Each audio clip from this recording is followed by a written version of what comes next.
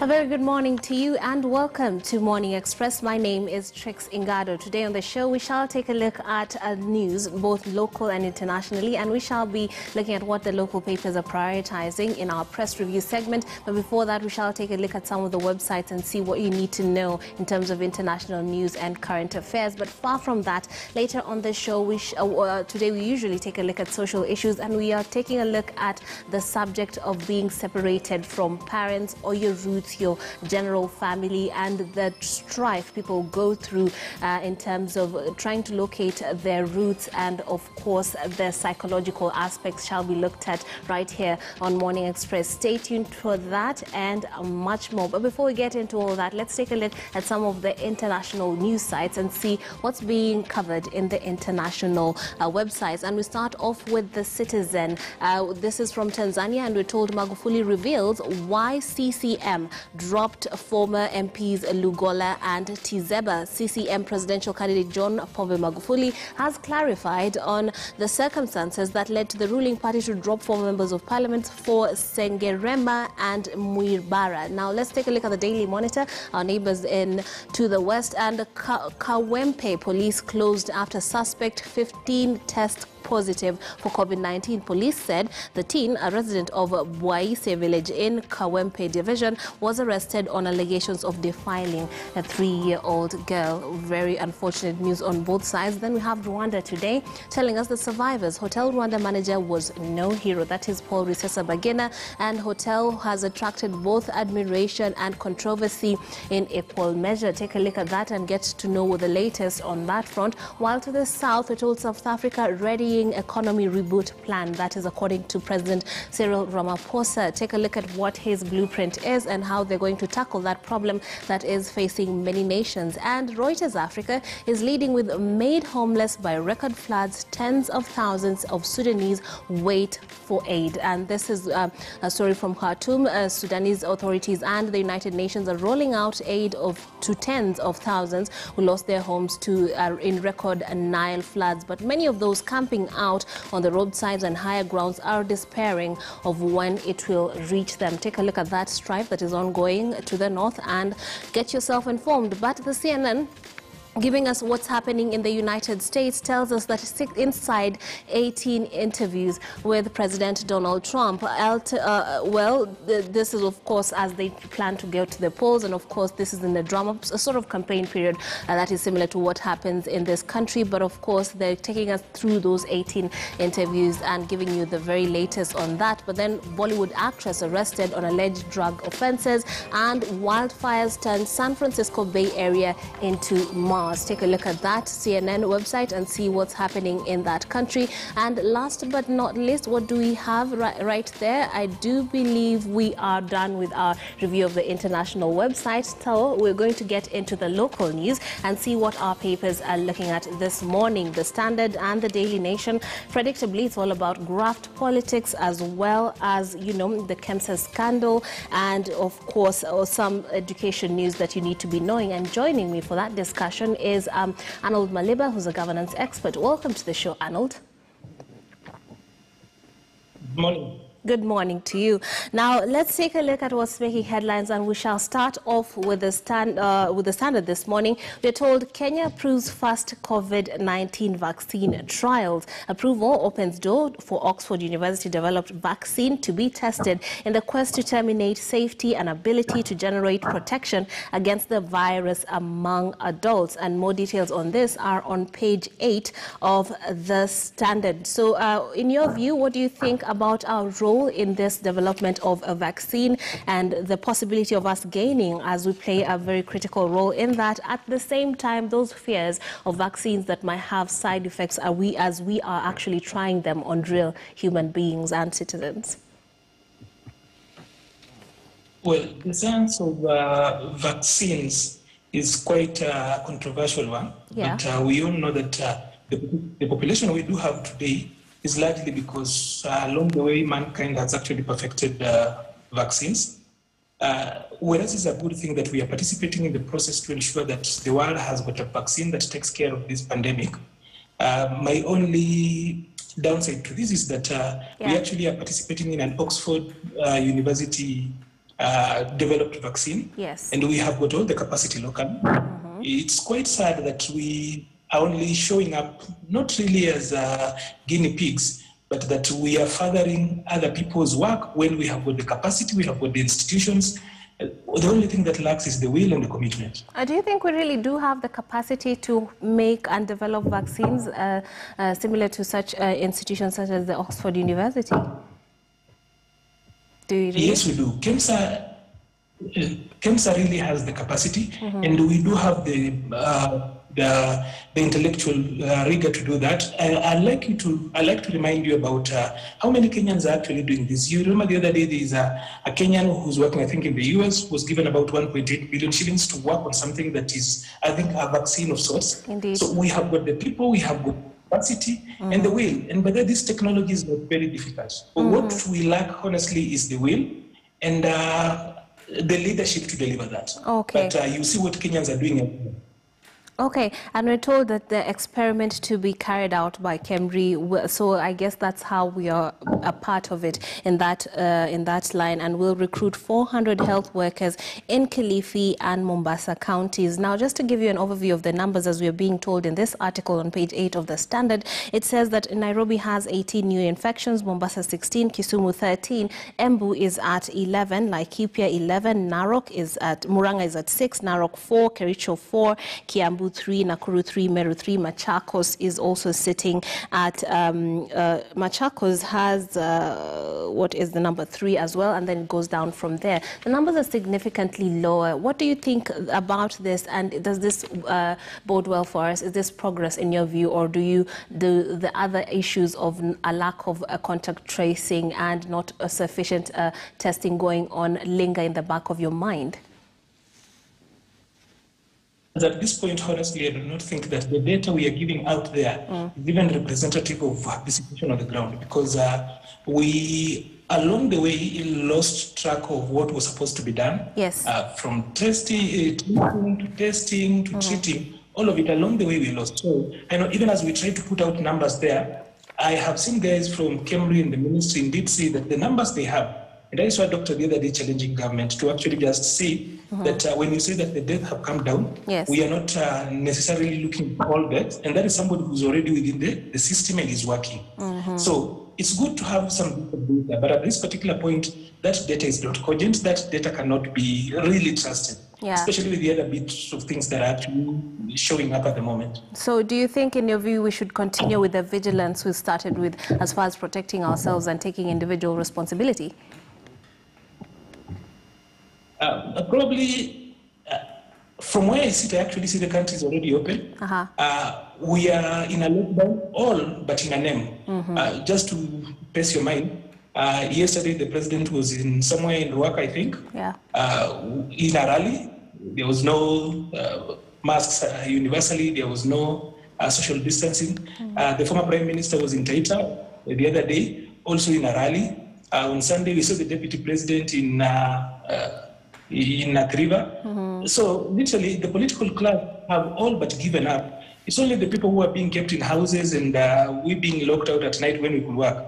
But I'm thinking we probably now have to rethink the strategy because we lost the way. Okay. So we cannot keep on acting and pretending that we are working around these measures when we are not following them to the end. Our data is not clean, and the commitment, even the money is not there, because even the numbers we are testing have gone down. Now, speaking of those rallies, there's a story here on the front page of the Standard tells us Raila woos coast after Ruto charm offensive. We do know that a few days ago that the deputy president was indeed at the coast trying to marshal political support, and the controversy with that was that the governor, Hassan Ali Joho, failed to attend some of these gatherings. ODM leader, of course, is pictured on the front page after flying into the coast, meeting allies in Kakamega and Kajiado, with allies after meeting allies in Kakamega and Kajiado. This comes after the DP toured areas raising stakes in the countdown to the BBI report launch. What's your take on this? You know, the hypocrisy in how these issues are actually treated really smells to the high heavens. We have seen at the side that through BBI holding meetings continuously. We have seen people at Atwoli's house continuously. We have seen Murad and the other people doing their meetings continuously. And somehow that was just worked out. And it has been across the country. So when the DP goes to Mombasa on one day and all of a sudden they're being jolted and it's an issue, then you see it feels like the guidelines around BBI were simply meant for other people, the poor and those people who, quote unquote, are not politically correct. And that's why I actually pointed out earlier on that I do feel like the political class have given up on following up. At least the strategy we used, they feel has not worked effectively.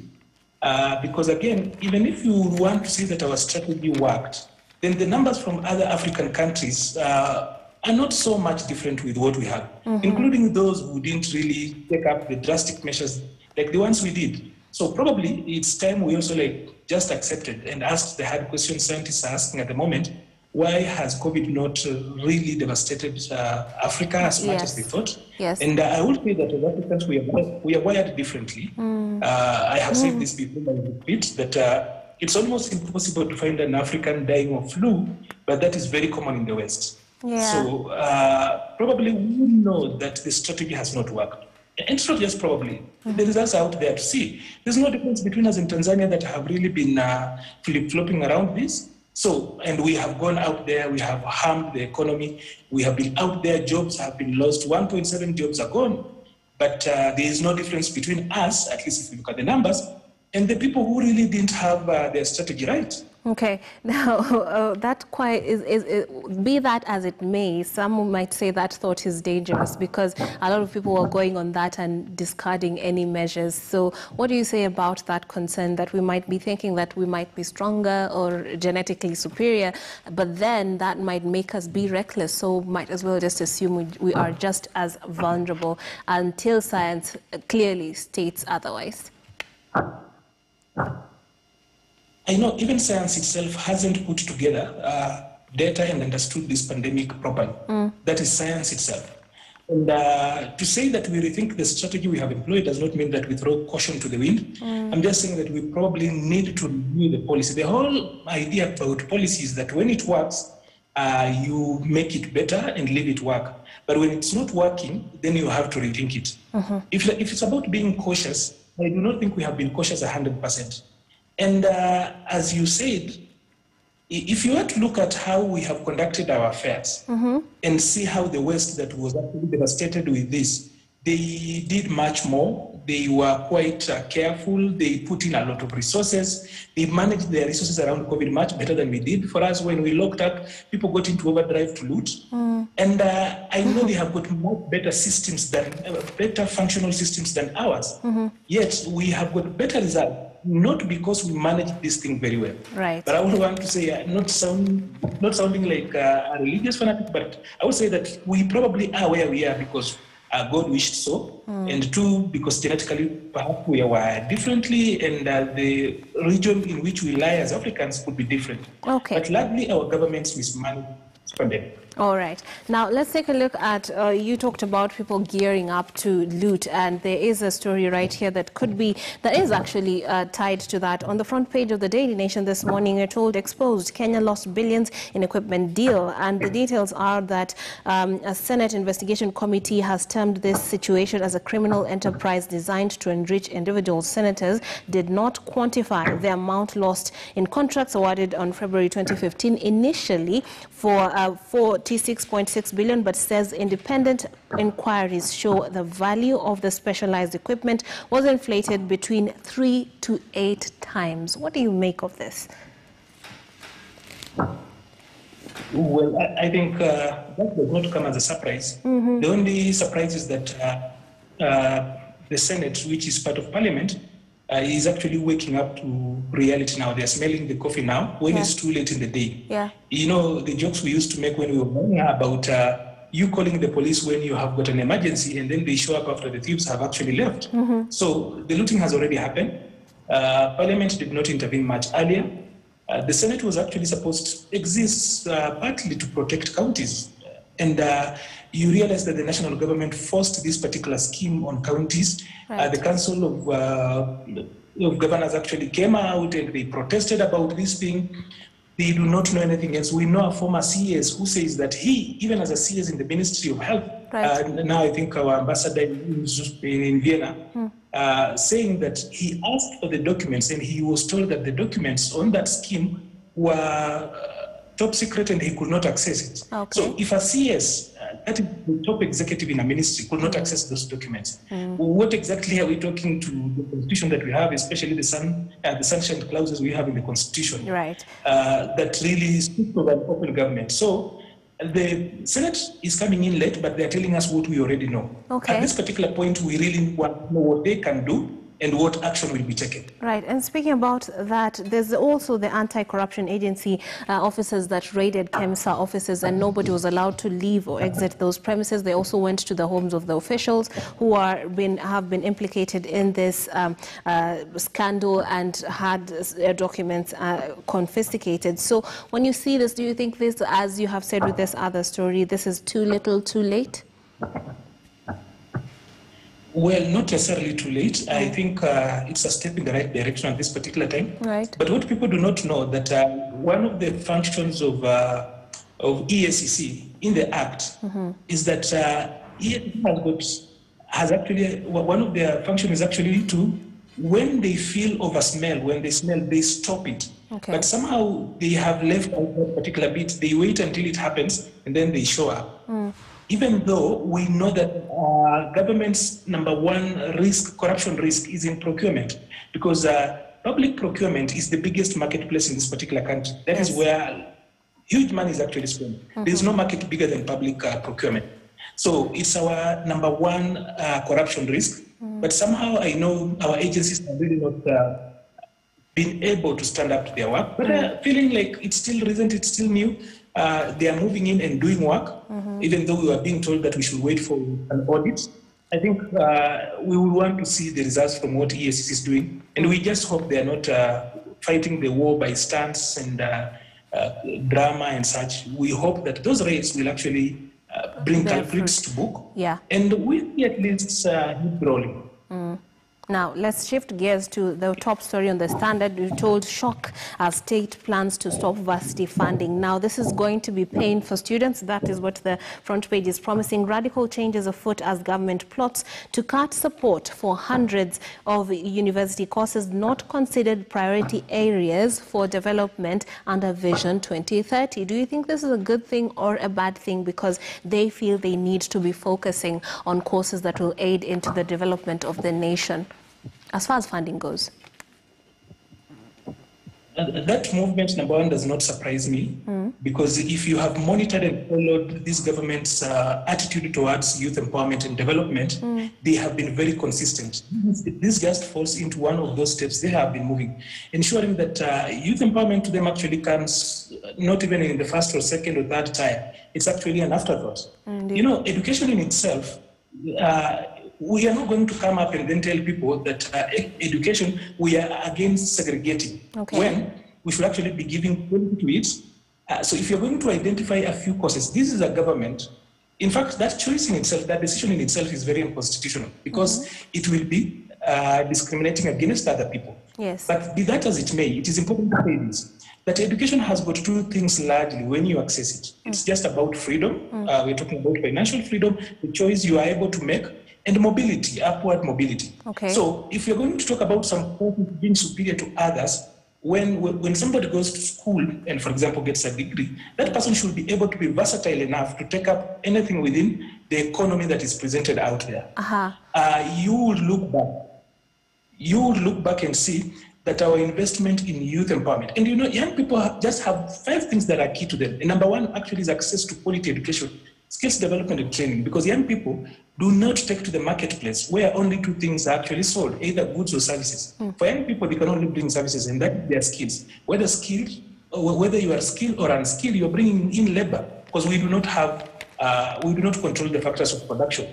So we are already infringing on that, even to just give people the freedom to go. When we train people, we are not necessarily training for ourselves. We are going to train for other markets. And when those people earn money, they are coming in here and we are reducing unemployment. I think that is unfortunate, and it should be resisted.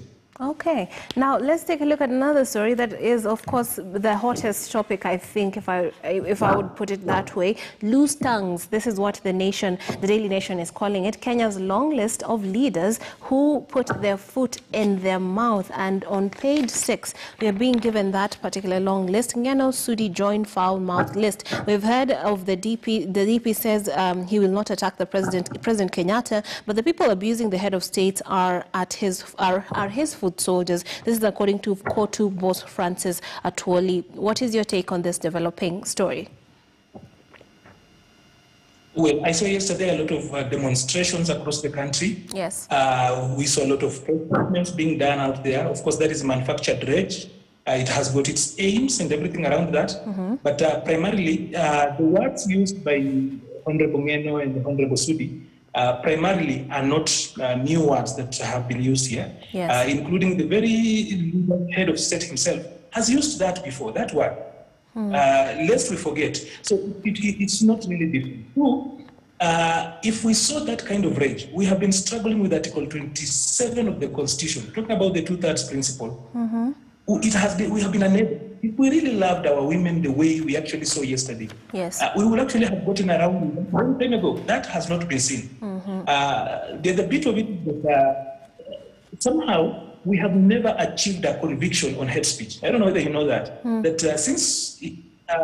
since we actually came up with this constitutional dispensation, the new constitutional dispensation, right. No one has ever been jailed or convicted for hate speech. So it's not going to go away, including Ngenos. You do not expect so much out of it.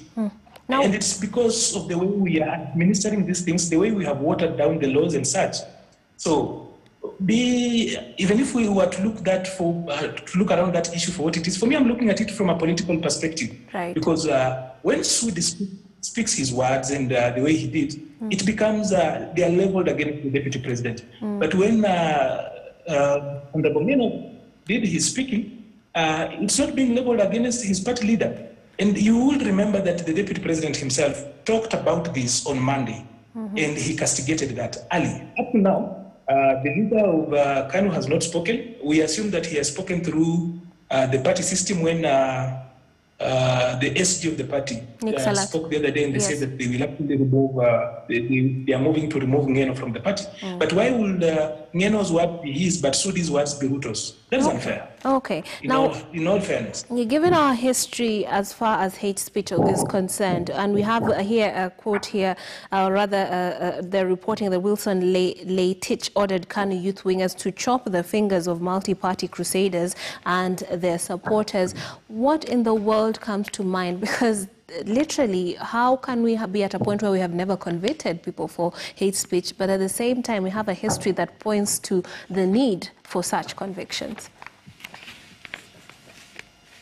We have a history, and even though going back to days when people were being chopped off fingers, we have lived through the 1990 election violence. We saw that in 1997, the worst of it came in 2007, 2008. Right. So we know what hate speech can do. Those kind of statements are really polarizing. Already we are polarizing the country. People are on the edge. People are planting hate. And then social media picks up, and then they interpret the way they want, and we are down a roller coaster. So there is need for that law. But somehow it is the quality of our politics, the quality of leaders we have, and the level of politics we practice. Ours are not necessarily politics of issues. First of all, we decide whom we vote for, and the reasons why we're going to vote for come later on in life, or rather come later on during the process. So I said, I will vote for you, Trix, but then if somebody asks me why I'm voting for you, then I start looking around for reasons, when essentially it should be the other way around. Okay. So, and to rally the bases, to mobilize our bases, our politicians are clueless. We choose people. You know, politics is serious business. Yes. The business of governance and administration is very serious business. But for us, we bring in clowns. We do not bring in people who are afraid to think, people who don't want to put thought into these things. So the easiest way to mobilize, and our easiest mobilization philosophy in politics has always been the tribe. And the easiest way to mobilize a tribe, in our case, especially with the historical challenges and such, is to simply bring in stereotypes, sell up fear, and when you sell fear, people buy it in wholesale. We just need a few weeks of selling fear, and people buy it. Okay. That is what a section of people are doing, including using Sudi and Ngeno's words, using that to sell fear, and you build up some phantoms and scarecrows, and then all of a sudden, that becomes ideology. Yeah. Now, let's shift gears to tech. We are told on page 8 of the Standard that app has set to end truck drivers' time on the road. Now, we do know that there is a gridlock, traffic gridlock